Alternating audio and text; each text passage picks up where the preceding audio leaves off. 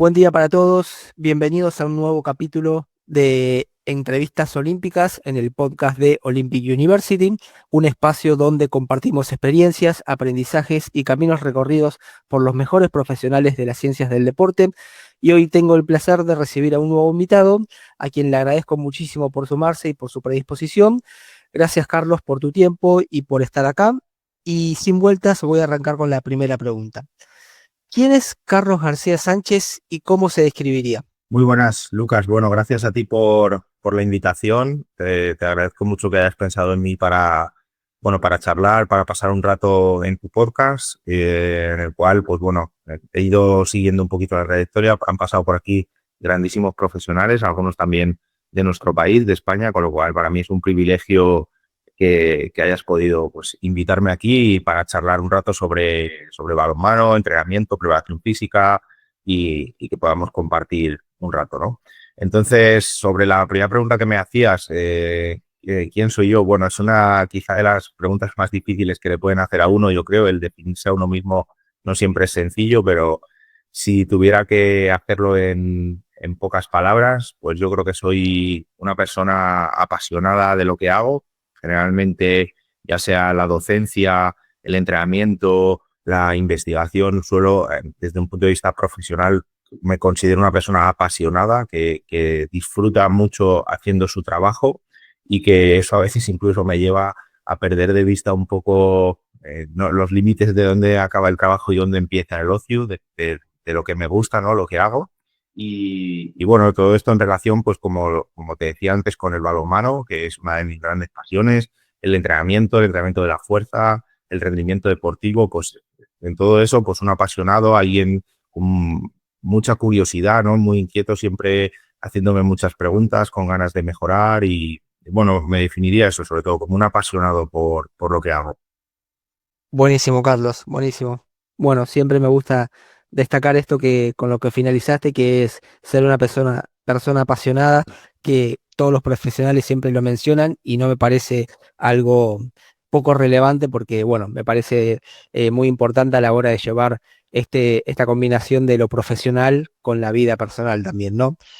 Entonces, bueno, la temática del día de hoy es un poco hablar sobre la preparación física y el handball. Entonces, imaginemos que una persona jamás vio un partido de handball. ¿Cómo les contarías la dinámica del juego y cuáles son las principales exigencias o demandas físicas que un jugador va a afrontar? Bien, pues de manera muy resumida, ahora si quieres podemos profundizar un poco más. Yo diría que el balonmano actualmente es un deporte cada vez más dinámico, cada vez con más ritmo de juego. Si alguien vio un partido de balonmano hace 20 o 30 años y desconectó del balonmano y lo vuelve a ver hoy, probablemente pensará que son dos deportes casi muy diferentes, ¿no? Porque en los últimos años el balonmano ha aumentado mucho el ritmo de juego, es un deporte, como digo, bastante dinámico, bastante rápido para el espectador. Al mismo tiempo es un deporte, además de esas exigencias de velocidad, de transiciones, de un juego rápido, ¿no? Es un deporte que tiene un nivel de contacto corporal bastante intenso y que eso lo suele hacer, creo, bastante espectacular para la gente quizá no tan familiarizada, ¿no? Se tolera bastante nivel de contacto. Y bueno, a grandes rasgos, desde una perspectiva muy general, si quieres ahora podemos profundizar, te diría que es un deporte rápido, dinámico y con un nivel de contacto corporal que lo hace yo creo que bastante atractivo para un espectador medio que lo que busca es entretenerse y divertirse, ¿no? Buenísimo, buenísimo. Bueno, me gusta esto que puedas destacar el dinamismo del deporte y algo que es importante en función desde la preparación física es tener en cuenta este contacto personal que se permite, ¿no?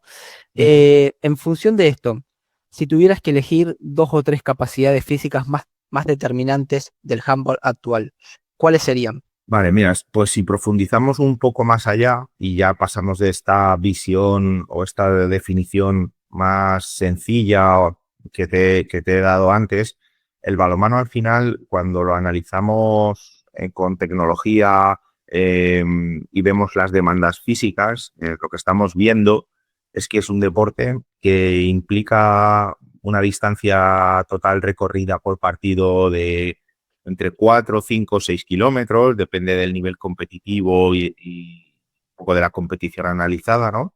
Pero, es decir, hay que tener unas buenas, vamos a decir, requerimientos de soportar una distancia, un volumen total de trabajo de 5 o 6 kilómetros, que bueno, no es quizá muy elevado en relación a otros deportes de campo grande, como puede ser el fútbol, rugby, fútbol americano, pero tampoco es una cantidad despreciable, ¿no? Por tanto, la capacidad de resistir esfuerzos parece algo relevante, ¿no? Además, dentro de ese análisis de las demandas físicas, sabemos que no solo tenemos que mirar el volumen, la distancia total, sino que luego tenemos que desgranar eso un poco y analizar quizá por zonas, ¿no? Ver cuánto recorremos a alta intensidad, que parece que esto es quizá aún más importante que el volumen total, cuánto recorren los jugadores o las jugadoras por encima de 18 o 21 kilómetros por hora, lo que llamamos high speed running, y ahí vemos que sí el balonmano tiene una carga bastante importante, por lo tanto, ya no solo necesitamos resistir volúmenes totales y tener una capacidad, vamos a decir, de resistencia para soportar 5 o 6 kilómetros, sino que tenemos que tener la capacidad de repetir esfuerzos de alta intensidad durante todo el partido, ¿no? Y eso hace aún más relevante la capacidad de una buena resistencia cardiorrespiratoria, una buena resistencia a repetir esfuerzos de máxima intensidad. Por lo tanto, por ahí me parece muy relevante, ya te estoy diciendo, la capacidad de resistir esfuerzos, ¿no? La resistencia. Pero al mismo tiempo, si luego desgranamos un poco más el juego, como te comentaba antes, hay muchas acciones en balonmano en las que se requiere la aplicación de fuerza o de elevados niveles de fuerza en determinados gestos deportivos que son determinantes para alcanzar el máximo rendimiento. Por ejemplo, en balonmano, igual que pasa en otros deportes de equipo, es esencial ser capaz de sprintar, es esencial ser capaz de saltar, es esencial ser capaz de lanzar, es esencial ser capaz de contactar con un oponente. Todas esas acciones implican la aplicación de fuerza en diferentes grados, ¿no? Para contactar con un oponente, pues tengo que aplicar más fuerza y tengo quizá más tiempo disponible para aplicar esa fuerza, y quizá en un sprint o en un cambio de dirección o en un salto tengo que aplicar también mucha fuerza, pero tengo menos tiempo, ¿no? Por lo tanto, parece clave que la aplicación de fuerza, que la producción de fuerza es un requisito imprescindible para rendir en este deporte, ¿no? Entonces, al final, creo que debemos unir la fuerza con la capacidad de resistir esos esfuerzos máximos a lo largo del partido. Creo que estas dos cualidades en nuestro deporte son esenciales. Y si me tuviera que quedar con una, viendo un poco los requerimientos que tiene nuestro deporte, pondría un poco por encima la capacidad de producción de fuerza. Creo que en un deporte en el que se tolera tanto contacto físico y en el que, bueno, pues por ejemplo, en el hecho de un lanzamiento a portería, por ejemplo, ser capaz de saltar un poquito más que tu rival te puede dar una ventaja para ejecutar el lanzamiento, el hecho de poder sprintar un poco más rápido y aplicar más fuerza para sprintar más rápido te puede dar una ventaja en una situación de contraataque o de transición. Es decir, creo que la fuerza te puede posicionar un poquito por encima sin, por supuesto, despreciar el trabajo de la resistencia, ¿no? Pero yo pondría un poco por encima, situaría un poco por encima el trabajo de fuerza frente al trabajo de resistencia, siendo los dos muy importantes. Buenísimo, Carlos. Bueno, muy específico, contando desde, bueno, desde diferentes aspectos de variables condicionables que son muy importantes a la hora de tener en cuenta la dinámica del deporte, como mencionaste anteriormente, y bueno, has pasado por bueno, muchísimas cuestiones que tienen que ver con desde el punto de vista de la resistencia y de la fuerza, que como vos destacás, puede que tenga un poco más de relevancia. Y en función de esta misma línea, eh, vemos que hay diferentes posiciones en el handball. Entonces, pensando en las diferentes posiciones que tiene el deporte, ¿cómo influye esto en la preparación física? Bien, pues te agradezco la pregunta porque mi tesis doctoral, que finalicé hace unos meses, una de las preocupaciones o de las preguntas que nos hacíamos era precisamente esta, ¿no? ¿Cómo pueden influir las posiciones de juego en las demandas que soportan las jugadoras y los jugadores en balonmano? Y cómo transferir eso, cómo llevar eso, qué implicaciones tiene para el diseño de tareas de entrenamiento, ya sea en pista o ya sea en el gimnasio, ¿no? En tareas de fuerza. Entonces, lo primero, la primera reflexión que me viene a la cabeza, y esto es algo que comento mucho últimamente, es que cuando hacemos un análisis por posición, tendemos probablemente a generalizar, dentro de que estamos intentando individualizar, tendemos a entienda. Porque luego dentro del deporte y dentro de las posiciones hay muchos matices y hay muchos perfiles de deportista. Pero claro, la ciencia a eso le cuesta hacer un análisis tan individualizado. ¿Qué quiero decir? Nosotros solemos dividir el análisis por posición, creo que básicamente en 4, como mucho 5 posiciones, ¿no? Tenemos los porteros y las porteras, tenemos extremos, que generalmente son jugadores que están más caracterizados por acciones rápidas, de transición, de contraataque. Luego tenemos los jugadores de primera línea, centrales y laterales, que son los jugadores que normalmente tienen más responsabilidad en la construcción del ataque, son los que generan un poco todo ese plan de cómo vamos a atacar, ¿no? Son los que dirigen un poco y generan las ventajas. Y ahí los extremos son más finalizadores, están más en el puesto para si le llega la bola poder finalizar. Y luego tenemos los pivotes, que son jugadores que también tienen un perfil de finalización, ¿no? No tanto de crear ese juego posicional, pero también en esa fase de construcción muchas veces generan ventajas con sus bloqueos, con sus acciones de contacto físico, tienen muchas demandas elevadas de fuerza, etcétera, etcétera. Es decir, esa es como la clasificación general que utilizamos a nivel de ciencia para categorizar, ¿no? Porteros, extremos, primeras líneas, pivotes, 4 grandes posiciones o 4 grandes grupos. Si quieres puedes meter los especialistas defensivos como un quinto bloque, pero la realidad cuando yo hablo con los entrenadores y con los preparadores físicos me dicen, claro, pero yo por ejemplo tengo en mi equipo a un extremo que ataca de extremo, pero no defiende luego donde le correspondería por ser extremo, sino que por sus características antropométricas, por sus niveles de fuerza, puede hacer un trabajo defensivo pues más en la parte central de la defensa, porque es un jugador grande, fuerte, robusto, ¿no? Y de repente ya dices, entonces, ¿cómo estoy categorizando a este extremo? ¿Como un extremo puro, 100%? ¿O es un extremo híbrido porque en defensa tiene otro perfil? No sé si me explico. Es decir, las categorizaciones que estamos utilizando generalmente en ciencia, pues son un poco rígidas, vamos a decir, y tienden a etiquetar a algunos jugadores de una manera a veces un poco errónea, ¿no? Entonces, creo que esto es importante dejarlo claro porque cuando luego vamos al contexto práctico, la clasificación que hacemos de las posiciones tiene que ser un poco más flexible, no tan rígida, ¿no?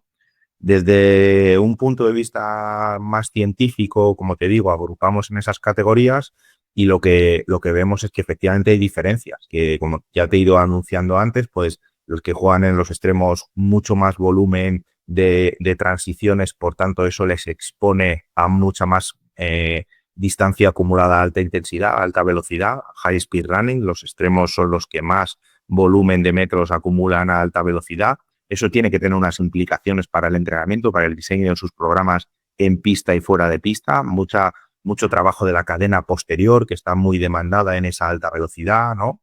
Con ejercicios en gimnasio destinados a la mejora de la fuerza de cadena posterior y también ejercicios en pista destinados a la capacidad de repetir, esfuerzos de alta intensidad, ¿no? Ya sea mediante hits para mejorar la resistencia, la capacidad de repetir esfuerzos, o ya sea el propio entrenamiento para la mejora del sprint, ¿no? De la mejor acción del sprint, así como su repetición. Si nos vamos a los pivotes, que están en muchas más acciones de contacto, de lucha, de involucrados en acciones de contacto directo con el oponente prácticamente durante todo el partido, pues aquí se antoja fundamental desarrollar valores de fuerza muy elevados, generar buenos valores de fuerza también en trabajos isométricos de contactar, hacer un bloqueo, mantener la posición, ganar la posición, ¿no? Quizá no es tan importante el ser capaces de tolerar mucho volumen a alta velocidad, porque los pivotes no tienen tanta responsabilidad en esas fases de transición, ¿no? Son jugadores más posicionales. Y luego siempre me gusta definir a los últimos, a las primeras líneas, como un perfil un poco más híbrido, ¿no? Tienen un poco de los extremos, de acciones de intermitencia, acciones de alta intensidad, de también un papel importante en las acciones de transición, las fases de contraataque, repliegue defensivo, pero también tienen una fase importante de acciones de lucha, de contacto, de duelos uno contra uno para ganar ventajas. Entonces, podríamos decir que la preparación física o el entrenamiento de las primeras líneas puede tener un poco de la parte de los pivotes y un poco de la parte de los extremos, ¿no? Y como último tenemos a los porteros, que son totalmente distintos, a los que hay que darles un estímulo de entrenamiento completamente distinto porque no acumulan tanto desplazamiento en distancias grandes. Están dentro del área de 6 metros, prácticamente se mueven en distancias muy, muy, muy pequeñas, y quizá aquí lo relevante es las aceleraciones, deceleraciones, capacidad de aplicar fuerza en muy poco tiempo, acciones rápidas, explosivas, ¿no? Por tanto, la mejora de la fuerza en la portería es esencial, que muchas veces nos olvidamos de ello. Genial, Carlos, genial. Bueno, también esto, como mencionás, de ser flexibles con la clasificación de las posiciones, y creo que también puede muchas veces estar condicionada por las tácticas de juego, ¿no? Claro, sí, sí, Bueno, totalmente. buenísimo. ¿Y podés contarnos brevemente cómo es una temporada competitiva en handball profesional? Y de acuerdo a esto, ¿cómo organizás una semana tipo de entrenamiento durante el periodo competitivo? Vale, perfecto. Mira, en relación a lo que hablábamos antes de las posiciones, que no se me quede por decir, ¿vale? Creo que es importante que, igual que categorizamos por posición en función de que el jugador ocupa un determinado lugar en el campo, ¿no? Tú tienes un rol, una función, vas a esa zona. No debemos perder de vista qué hace el jugador, además de dónde juega, ¿vale? Para el puesto específico, porque tú puedes jugar en una determinada zona del campo y que el entrenador te asigne unas funciones, y puedes jugar en esa misma zona del campo y que el entrenador te asigne otras funciones totalmente diferentes. Entonces, hablar también un poco de las funciones o de los roles, porque eso condiciona el perfil físico. Es decir, si tú, el entrenador te pide que hagas un juego más directo de unos contra unos, de superar, o simplemente te pide que organices el juego, va a cambiar tu demanda física, ¿no? Por lo tanto, tengamos en cuenta también qué función tiene el jugador, no solo la posición.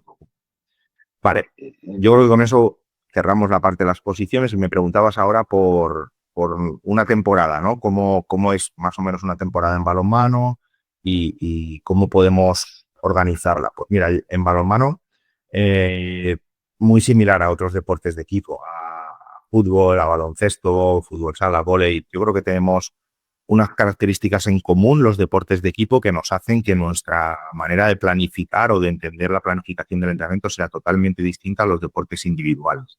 Y yo te diría como tres grandes características, ¿no? Que probablemente todos los que trabajamos en deportes de equipo tenemos bastante claro. Cada vez los periodos preparatorios, las famosas pretemporadas, cada vez duran menos, son más cortas. Tenemos una reducción en esto, y cuesta encontrar en deporte profesional equipos que puedan hacer pretemporadas largas. Cada vez es más complicado porque estamos viendo que el final de una temporada casi se une con el inicio de la siguiente, ¿no? Entonces cada vez tenemos menos tiempo, cada vez hay más competiciones, y hay competiciones que cada vez empiezan antes de la liga. Ya tienes una supercopa o cualquier otro tipo de torneo que se programa antes de la liga, y eso te obliga a empezar antes y a tener menos tiempo de preparación, por lo cual para mí una característica de la temporada entera es que el periodo preparatorio es muy corto, 4 o 5 semanas, a veces 6 el que puede, pero poco tiempo, y un periodo competitivo muy extenso. Estamos compitiendo 25 o 30 semanas. Entonces, claro, la idea clásica, que yo creo que está muy superada, ¿no? Pero la idea clásica de llenar los tanques o preparar al equipo en la pretemporada para rendir durante todo el año, esto está muy superado, ¿no? Yo recuerdo hace años que prácticamente en balonmano se hacía trabajo condicional intenso en la pretemporada, y luego en periodo competitivo, bueno, se hacía, pero no se hacía tanto. Te hablo hace 30 años, no hace mucho tiempo. Hoy en día casi ningún equipo profesional se plantea no hacer mínimo 2, 3, 4 sesiones de fuerza en periodo competitivo en un microciclo tipo en el que juegas un único partido por semana, ¿no? Es decir, la, la, la, vamos a decir, la dinámica competitiva, el calendario de competiciones que tenemos en balonmano y en otros deportes de equipo ha hecho que al final seamos conscientes de que tú no puedes preparar a tu equipo para rendir en 4 semanas y pretender que esté rindiendo durante 30, compitiendo 1 o 2 veces por semana. Por tanto, debemos seguir entrenando de manera física o condicional durante el periodo. Compitiendo tenemos que seguir entrenando y esto es nuestra gran diferencia con los deportes individuales, ¿no? Además, creo que en los últimos años la mayor densidad de competiciones ha hecho que un periodo al que a veces no le prestamos mucha atención, que son los periodos transitorios, por ejemplo, en balonmano se suele dar generalmente diciembre, enero, por ahí solemos tener un periodo transitorio porque hay parón para las competiciones internacionales, campeonatos del mundo, campeonatos de Europa.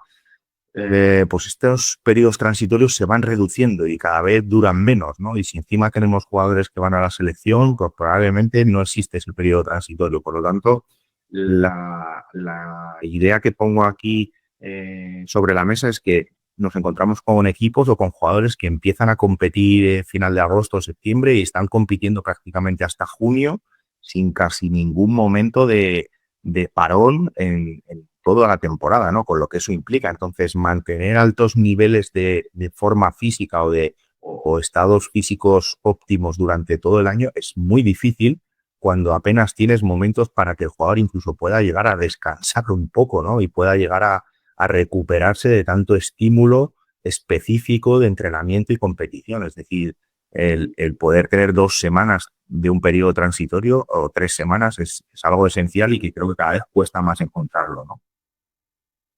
Buenísimo, Carlos. Bueno, creo que estas largas temporadas ya es algo cotidiano en todos los deportes de equipo y bueno, creo que el handball no queda exento con respecto a esto. Y ahora quiero preguntarte, ¿utilizás tecnología para monitorear y evaluar a los jugadores? Y en el caso de que tuvieras todos los recursos disponibles, ¿qué tipo de tecnología consideras que es imprescindible para optimizar y tomar mejores decisiones en relación al contexto del handball?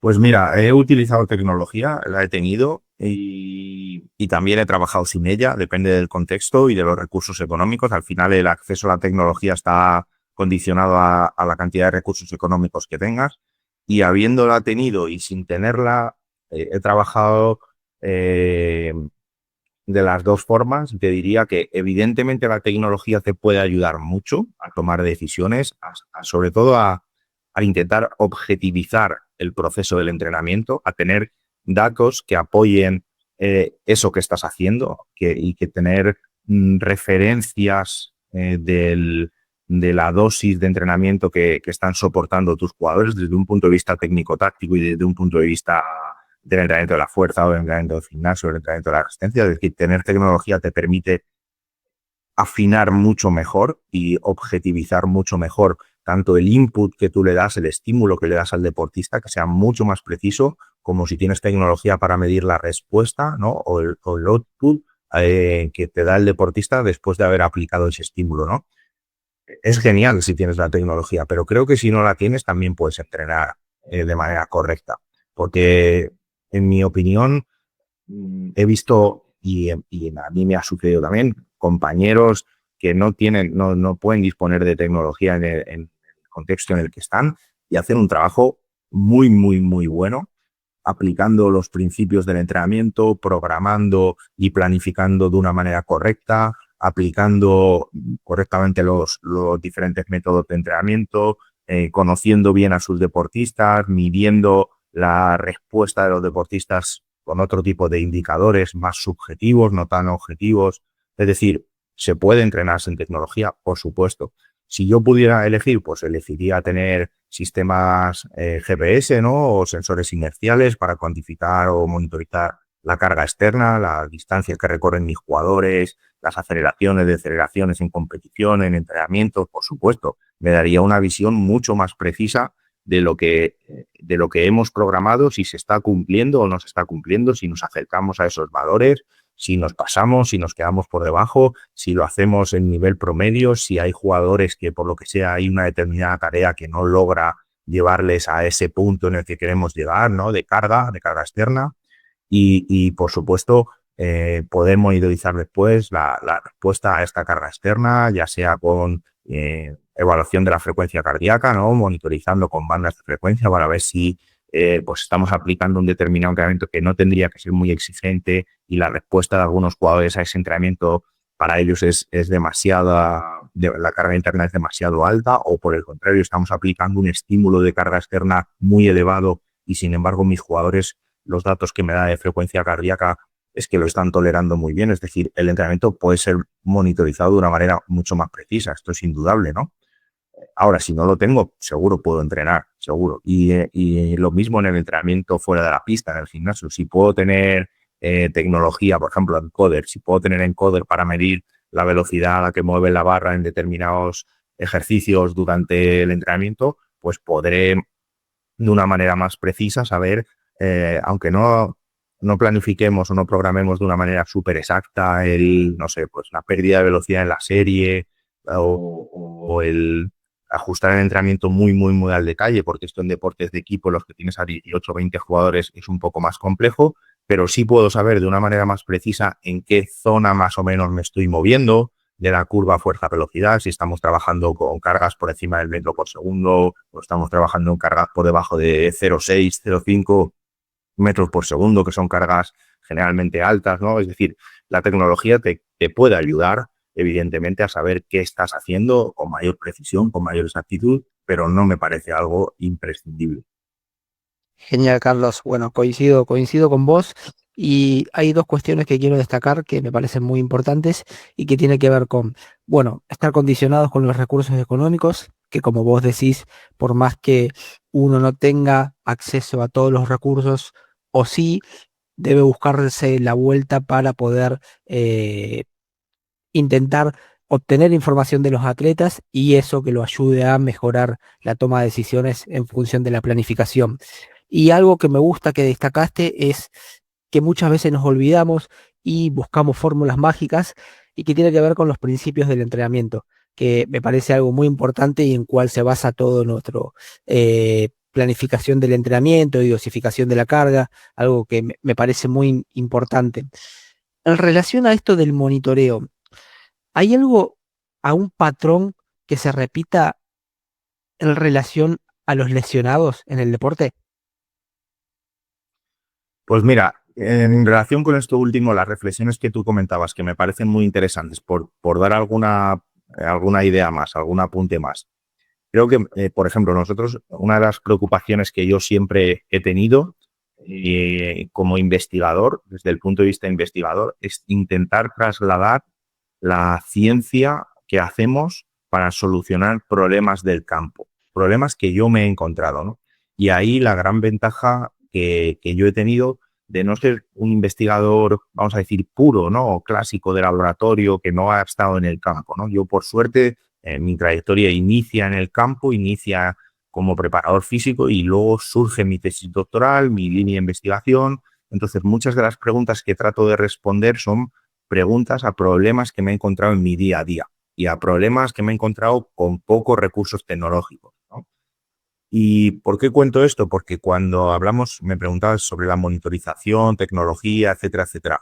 Lo que yo intentaba hacer con algunas de las investigaciones es decir, tengo la tecnología, voy a ver de qué modo puedo con esta tecnología dar herramientas prácticas de bajo coste que puedan utilizar los entrenadores en su día a día.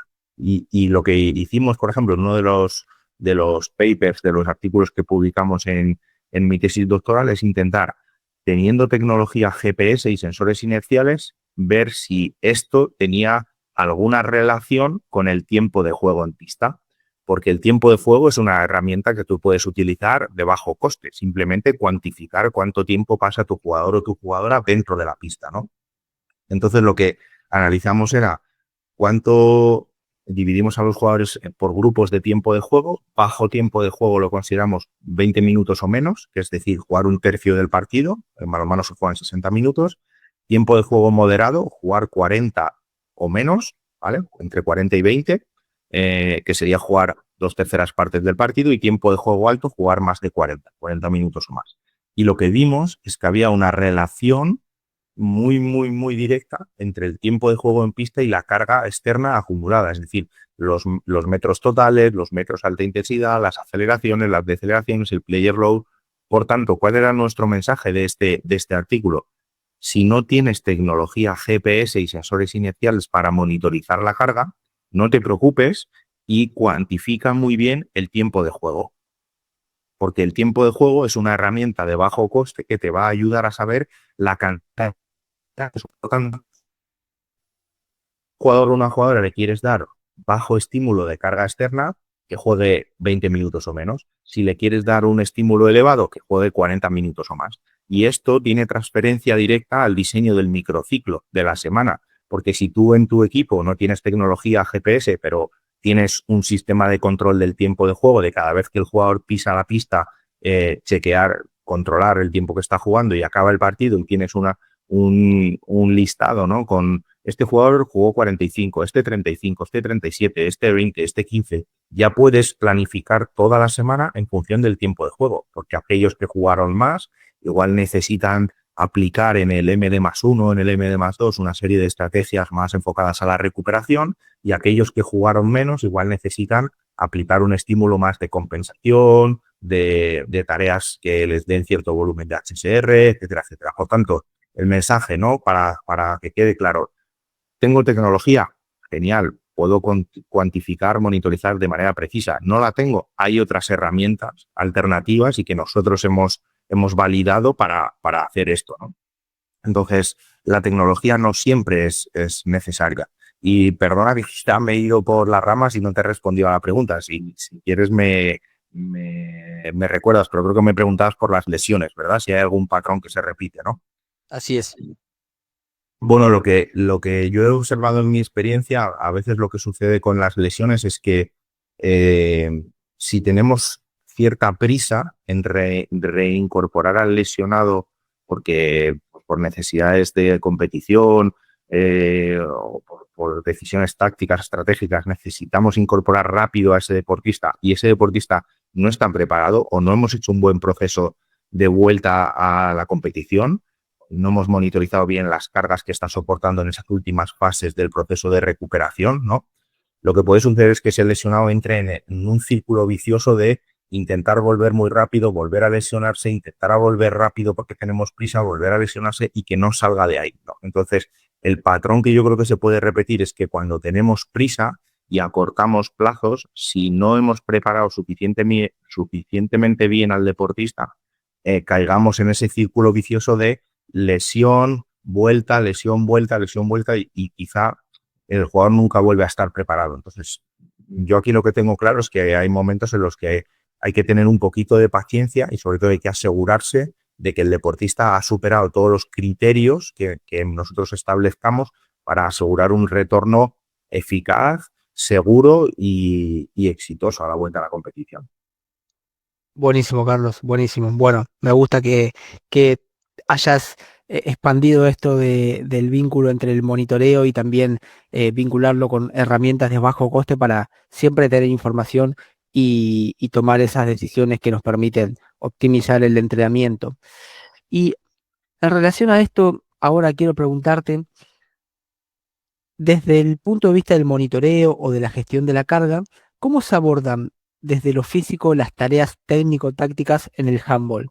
Y esto tiene que ver con cómo se integra estas demandas físicas en este tipo de entrenamientos, cómo es el vínculo y la comunicación con el entrenador para gestionar las tareas y no sobrepasarse en un objetivo, ¿no? Ujú. Bien, pues yo creo que volvemos a tener claro o vuelvo a poner de manifiesto lo que te comentaba anteriormente. Ya sea con tecnología o sin ella, podemos modular el impacto que tiene desde un punto de vista físico la carga de entrenamiento. Si tenemos tecnología, lo vamos a hacer de una manera muy precisa, muy exacta, muy objetiva. Vamos a poder decirle al entrenador que el entrenamiento de hoy ha supuesto tal nivel de volumen de carga total, de player load total, o tantos metros recorridos a alta intensidad, aceleraciones, deceleraciones, carga mecánica, neuromuscular. Lo vamos a objetivizar mucho el proceso. Que no tenemos esa tecnología, podremos saber de una manera indirecta o estimada esa carga en función del análisis que hayamos hecho de las tareas. Y aquí sí que me gustaría pararme un poco, detenerme y explicar algunas cuestiones, ¿no?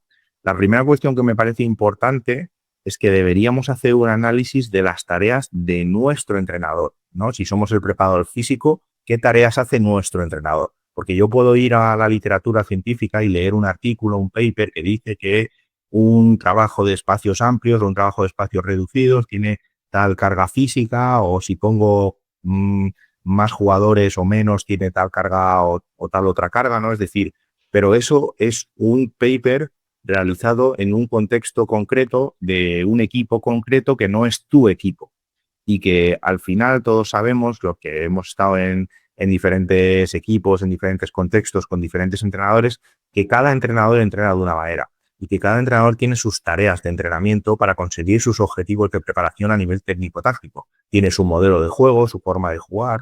Por tanto, no podemos basarnos únicamente en la literatura científica, en lo que dice en un paper. Yo animaría a los profesionales a hacer un análisis de las tareas de su entrenador, porque no tiene nada que ver cómo entrena un entrenador y cómo entrena otro, ¿no?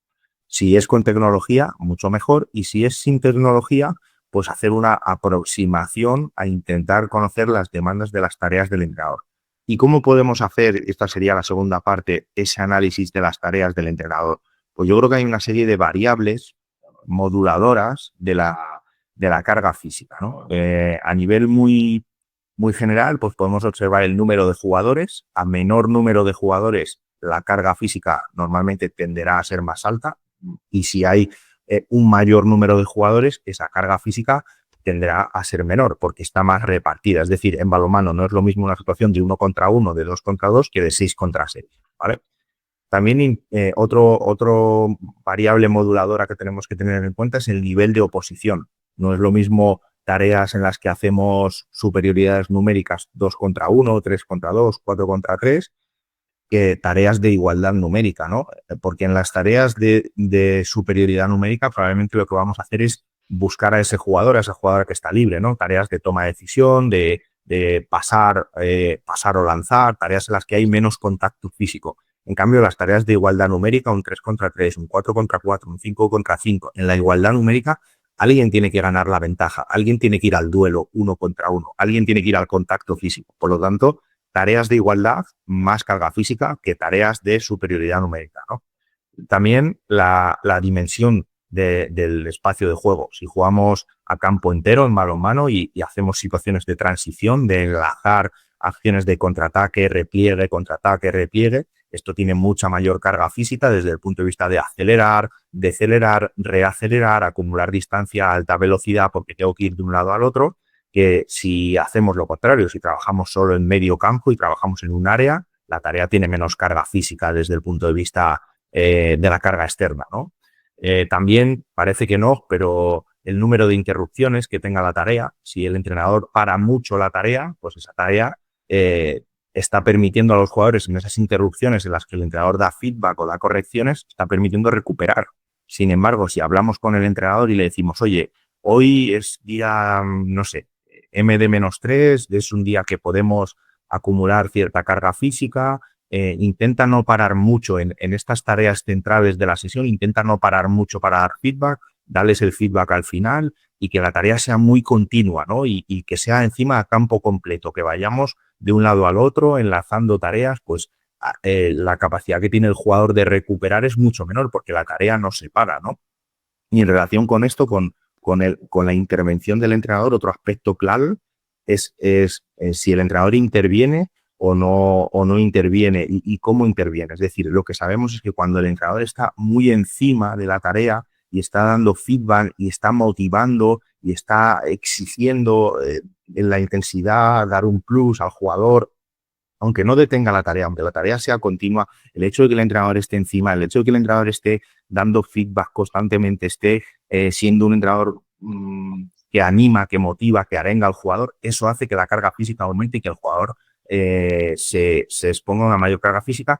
Y sin embargo, si el entrenador tiene una actitud mucho más pasiva, está más callado, simplemente tiene un rol de observación y de vez en cuando da algún tipo de corrección, eso va a disminuir la carga física, ¿no? Entonces, por resumir, creo que es clave dos aspectos. Uno, hacer un análisis de las tareas de nuestro entrenador, de nuestro cuerpo técnico, que no tiene nada que ver con otro entrenador, con otro contexto, con lo que pone en un paper.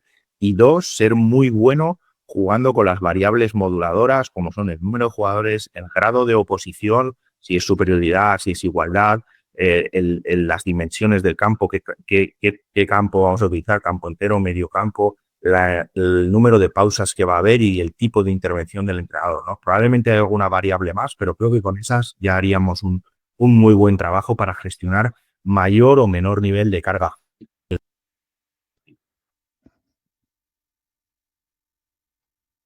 Fantástico, Carlos, fantástico.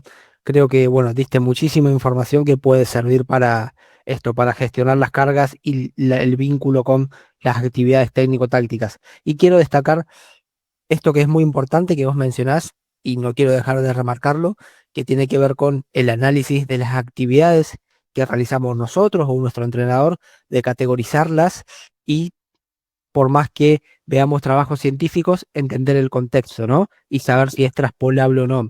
Eh, bueno, mencionaste números jugadores, estas variables moduladoras que son muy interesantes y que también no dejar de lado el feedback que podemos recibir de los entrenadores que puede motivar, ¿no? Muchísimo a aumentar la calidad del entrenamiento.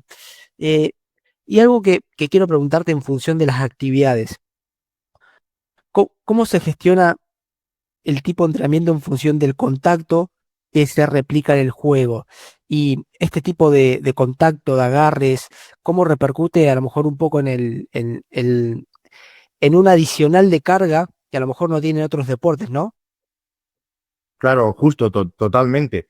De hecho, en nuestro deporte creo que hay pocos que se asemejen o que nos superen, quizá el rugby o fútbol americano, que a un nivel de contacto superior a nosotros, pero no hay muchos deportes que toleren nuestro nivel de contacto físico, ¿no? Y eso tiene una implicación directa para la carga soportada, como tú bien decías, ¿no? Evidentemente, tenemos que considerar eso. ¿Lo podemos cuantificar? Que es algo que yo siempre me he preguntado.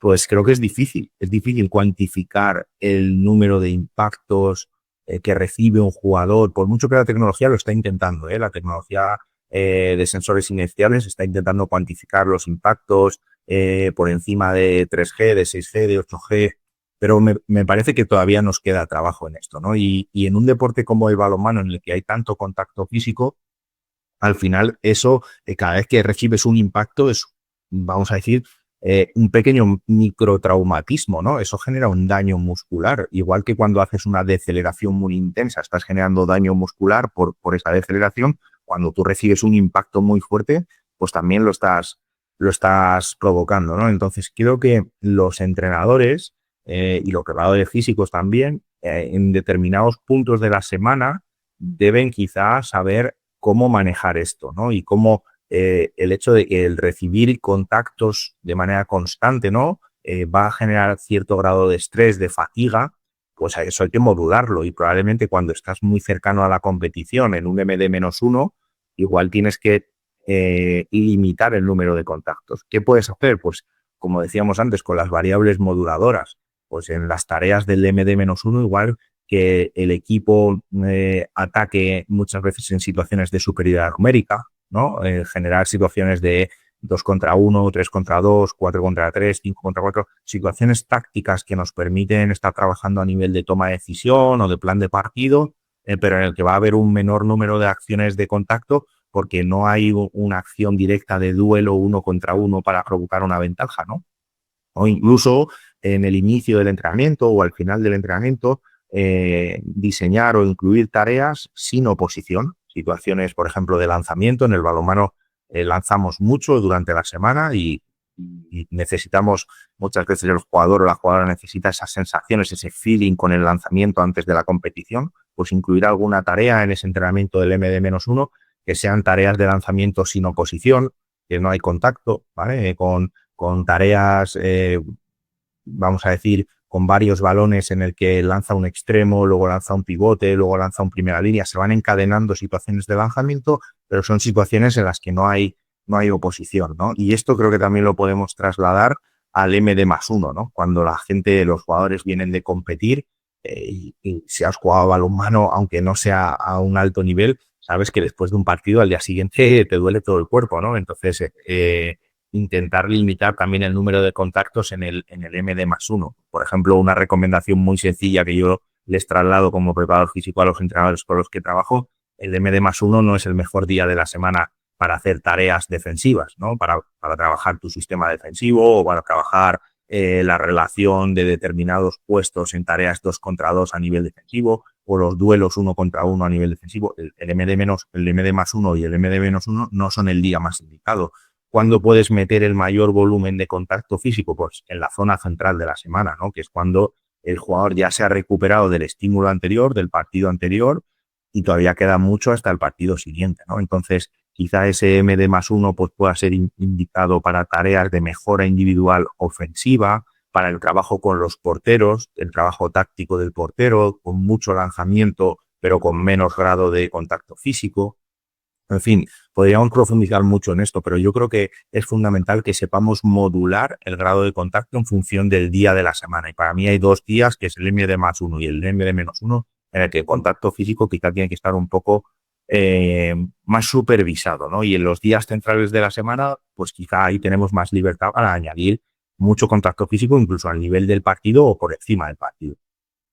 Perfecto, Carlos. Bueno, esto, como te dije, me parece muy interesante porque, bueno, como vos mencionás, es uno de los pocos deportes que soporta este tipo de contacto y me gusta que hayas destacado los momentos de la semana o el microciclo que hay que poder minimizar este tipo de, de escenarios que se dan en el deporte, en la competencia y que también están condicionados, por lo que entiendo, eh, de la calidad que tenga que ver con la competencia, porque puede haber competencias con mayor tipo de contacto o mucho más intensos, o una fase de la temporada en la cual este tipo de contacto se dé muchísimo más y que añade más carga al atleta, y me parece muy, muy interesante.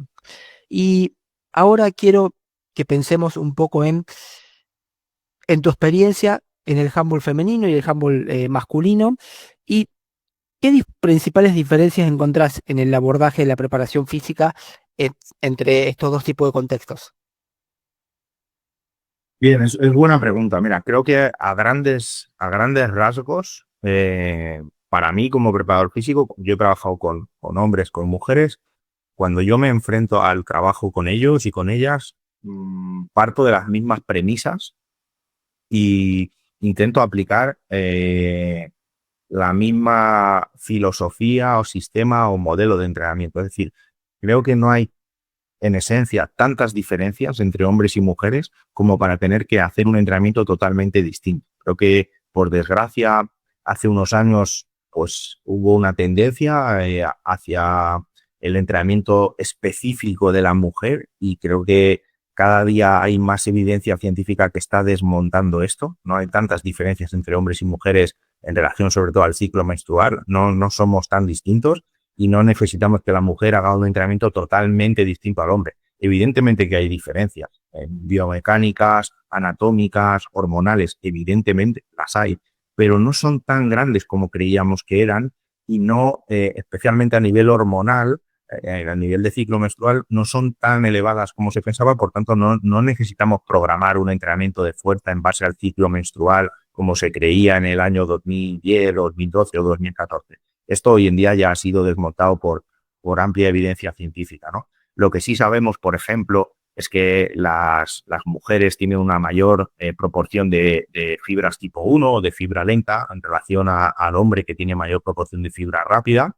Por tanto, el hombre tiene probablemente, cuando entrena, tiene una mayor capacidad para fatigarse, se va a fatigar antes, ¿no? Y probablemente necesite mayor recuperación entre estímulo y estímulo de entrenamiento.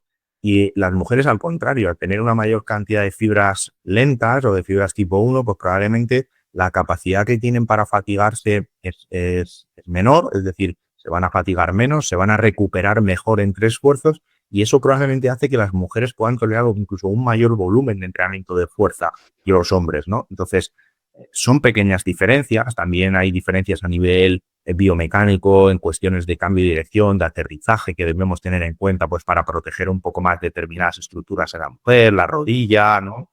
porque hay una mayor incidencia de lesiones del ligamento cruzado anterior, pero no cambiaría mucho el trabajo que yo he hecho con un equipo masculino del que yo he hecho con un equipo femenino.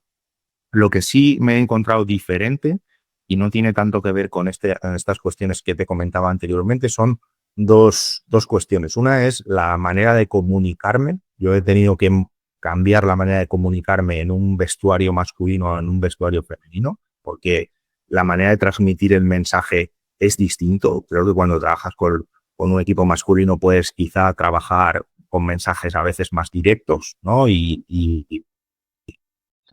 la comunicación puede ser más general y quizá cuando trabajas con mujeres o con deportistas femeninos necesitas una comunicación más personal y más individual. Eso es lo que yo he percibido en mi experiencia. Tienes que personalizar más el mensaje, tener una comunicación más uno a uno. Quizá eso el contexto masculino no te lo requiere tanto, en mi experiencia.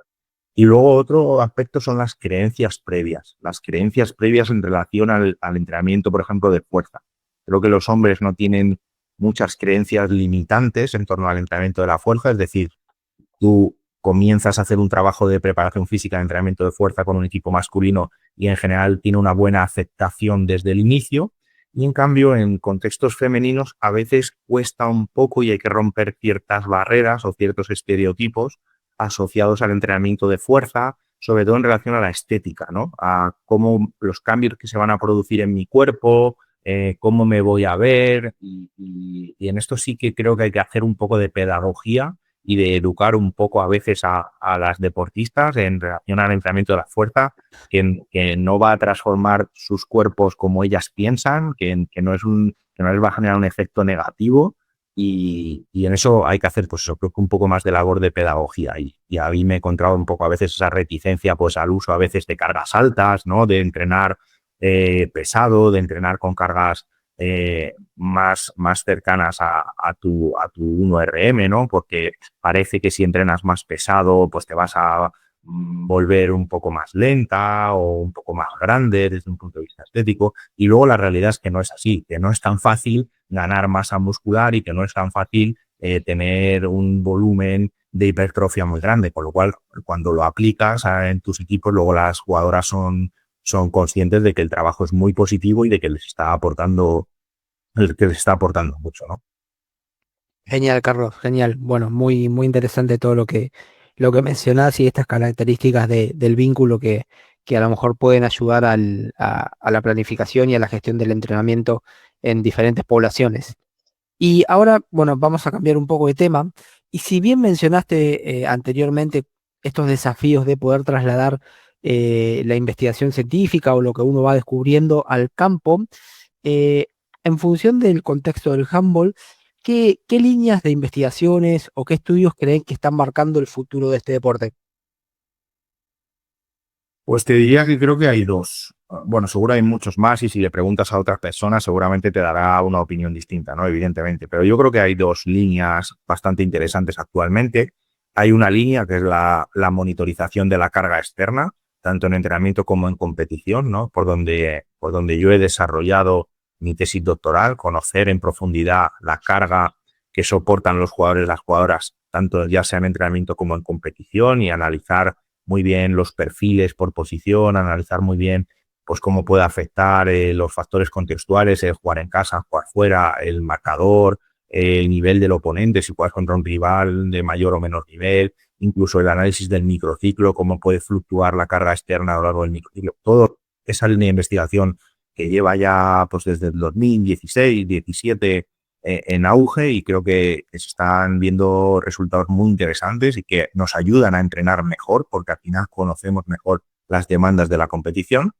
Y por otro lado, creo que hay otra línea que lleva mucho más tiempo, ¿no? Que es intentar ver desde un punto de vista físico condicional cómo podemos mejorar a nuestros deportistas, qué programas de entrenamiento son más eficaces para mejorar a jugadores y a jugadoras de balonmano que no tienen nada que ver con los deportes individuales, ¿no? Incluso también me atrevería a decir una tercera línea que podría ser qué características tienen los jugadores que están en la élite, que está, me parece, a modo de entender, muy interesante. Nosotros estamos profundizando ahora en ello, estamos analizando desde un punto de vista físico condicional a los jugadores y a las jugadoras de las principales ligas aquí en España, de las ligas profesionales, masculina y femenina, y estamos viendo qué diferencia a aquellos y a aquellas jugadoras que están en la primera división con respecto a la segunda y a la tercera, ¿no? Y es una manera para cuando estamos trabajando con deportistas en formación o cuando estamos trabajando en categorías inferiores o cuando queremos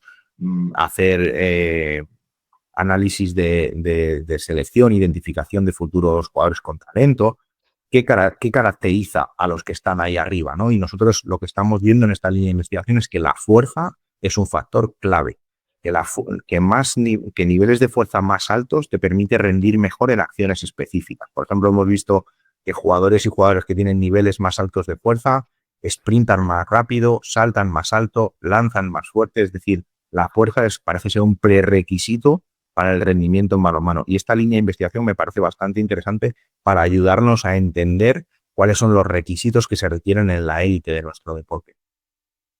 Excelente, excelente. Bueno, creo que mencionaste tres pilares que te ayudan a entender el deporte, las variables condicionales, las variables físicas, este, poder entender cuáles son las características de la elite para poder traspolarlo a poblaciones menores. Me parece fantástico y creo que ayuda mucho a poder contextualizar y direccionar el tipo de trabajo que realicemos en cada contexto. Y ahora pensando un poco en líneas generales en las ciencias del deporte, ¿qué tendencias crees que se están viniendo o que están avanzando? Hoy estamos a lo mejor en auge en diferentes cuestiones abordadas por la tecnología, pero ¿qué pensás que puede venir y qué puede cambiar nuestra forma de entender y mejorar el rendimiento deportivo? Bueno, es una pregunta muy difícil. Yo creo que la tecnología va a marcar seguramente una tendencia hacia donde podemos optimizar el entrenamiento, ¿no? Creo que la tecnología nos debería, y es una hipótesis, ¿no? Nos debería ayudar mejor nos debería ayudar a conocer mejor la respuesta que tiene aquello que hacemos, aquellos entrenamientos, competiciones, la respuesta que tiene en el deportista. E intentar hacerlo de una manera más rápida, menos invasiva y menos costosa en tiempo, recursos, etcétera. Es decir, creo que a día de hoy la tecnología nos ha ayudado mucho a afinar, a ajustar el input, el estímulo. Creo que cada día en cuestiones de entrenamiento de fuerza o en cuestiones de entrenamiento técnico-táctico con los GPS damos muy bien el input, sabemos muy bien a lo que estamos exponiendo al deportista, y nos falta mejorar un poquito la segunda parte de la ecuación, que es analizar bien la respuesta. Y en esto muchas veces nos centramos, ya te digo, mucho en el input, lo prescribimos muy bien, lo dosificamos muy bien, pero nos falta la segunda parte y esa segunda parte pasa porque la tecnología nos dé soluciones más rápidas, que no requieran tanto tiempo, que no sean invasivas para el deportista, que no requieran análisis de sangre o análisis de saliva, que sea rápido, ¿no? Y que podamos saber si ese entrenamiento que hemos hecho ha generado un grado de fatiga muy alto, medio o bajo, y la competición igual, si ha sido una competición muy exigente o menos exigente. Yo creo que por ahí la tecnología nos tiene que ayudar a afinar en ese sentido las respuestas al entrenamiento. Buenísimo, muy, muy real todo lo que decís, esto de ir eliminando de poco a poco la invasividad o poca invasividad, por más que sea poca la hay, de obtener información precisa y rápida, ¿no? Y ahora para terminar, quiero hacerte una pregunta que a lo mejor podrías dividirla en dos perspectivas y que tiene que ver con, desde tu experiencia, trayectoria y todo lo que has vivido, ¿cuáles son las habilidades más importantes que crees que un profesional tiene que desarrollar para trabajar en handball específicamente y después para ser un mejor profesional, ¿no? En cualquier contexto que sea. Vale, a ver, déjame pensar. Yo creo que independientemente desde un punto de vista profesional en balonmano o desde un punto de vista profesional en otro ámbito, creo que hay dos o tres, cuatro quizá, vamos a poner dos, tres habilidades clave, ¿no? La primera es en la que te decía cuando yo he comenzado al inicio definiéndome o tratándome de definir, que es ser un apasionado, ¿no? Tener pasión por lo que haces. Al final, eh, si quieres ser un gran profesional, necesitas que aquello que haces te apasione, porque si realmente te gusta, te apasiona aquello que haces, le vas a dedicar muchísimas horas y no vas a estar mirando el reloj a ver cuánto tiempo te queda para irte a casa, ¿no? Y esto, el alto rendimiento, te lo va a exigir de una manera natural. Entonces, si tú eres una persona que realmente es vocacional, que te apasiona lo que haces, no vas a tener esa, vamos a decir, esa prisa porque el trabajo acabe, ¿no? Evidentemente, la vida no es solo trabajo, pero creo que tu trabajo te apasione, te ayuda, ¿no? A probablemente llegar. También te diría que creo que es fundamental para ser un buen profesional desarrollar una gran capacidad autodidacta. Quizá yo a lo largo de mi trayectoria pienso en mí mismo y creo que muchos de los conocimientos que he ido adquiriendo han dependido más de mí que de la formación que he realizado. ¿Vale? Es verdad que en los diferentes máster que he hecho, o en el doctorado, pues he tenido la suerte de coincidir con grandísimos profesionales que me han dado clase, he podido aprender de ellos, pero siempre ha habido, creo, en mi trayectoria, un mayor porcentaje de aprendizaje autodidacta que de aprendizaje por medios formales. Y creo que al final cada uno tiene luego sus inquietudes y esas inquietudes no están recogidas siempre en una formación reglada, en un máster, en un título, ¿no? Y ahí es donde tus intereses, tus inquietudes, los tienes que desarrollar leyendo, investigando, charlando con otros profesionales, de manera muy, muy autodidacta. Entonces, aquellos profesionales que piensan que solo por obtener un título o que determinado título le va a posicionar a cierto nivel de conocimiento, creo que es un error. Creo que los títulos, la formación, por supuesto, te ayudan, pero que el que te da el salto eres tú mismo, leyendo e investigando por tu cuenta, metiendo horas extra a esa línea, a ese área que a ti realmente te interesa, ¿no? Y por último te diría que la capacidad de comunicación me parece esencial en cualquier ámbito en el que te muevas, ya sea en el balonmano profesional o en cualquier otro ámbito.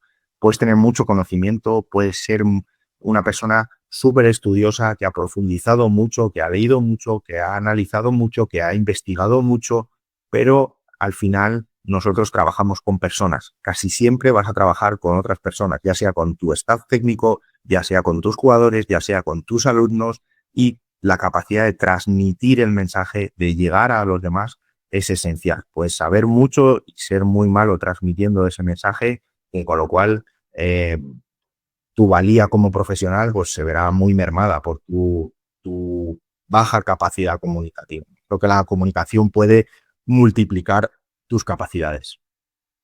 Fantástico, Carlos, fantástico. Bueno, esta parte final siempre me alegra mucho porque en muchas ocasiones se habla de a lo mejor habilidades blandas que ya no sé si son tan blandas y que, nada, esta pasión que nombrás se nota muchísimo y se nota cuando un profesional como vos la lleva encima y es algo que todos los profesionales por los que pasan por este lugar la destacan y me parece muy importante remarcarla. Quiero también destacar la comunicación que vos mencionás, que si no sabemos comunicar, muchas de nuestras cuestiones profesionales no pueden avanzar y tampoco podemos desarrollar.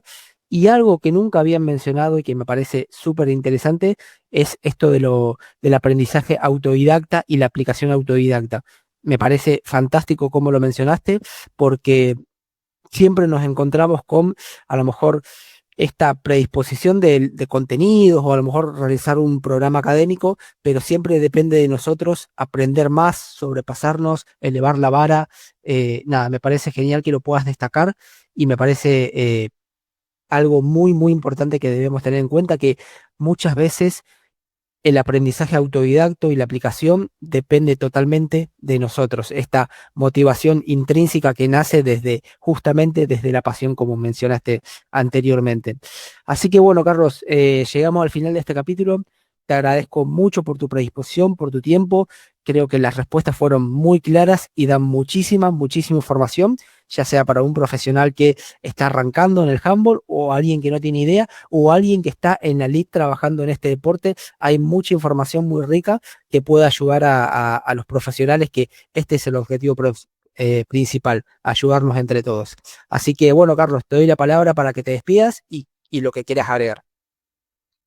Pues nada, te agradezco a ti, Lucas, la invitación, la predisposición por interesarte por el trabajo que realizo, por un deporte como el balonmano, que quizá en muchas ocasiones tienen menos visibilidad, ¿no? En redes sociales o en medios de comunicación. Te agradezco que lo quieras visibilizar y que lo hayas hecho a través de mí. Para mí es todo un orgullo ponerle voz al balonmano en tu podcast. Y nada, te animo a que sigas por la línea, que sigas invitando a grandísimos profesionales y que los demás nos podamos nutrir de tu trabajo desinteresado y altruista en la realización de este podcast. Así que gracias y enhorabuena por tu trabajo.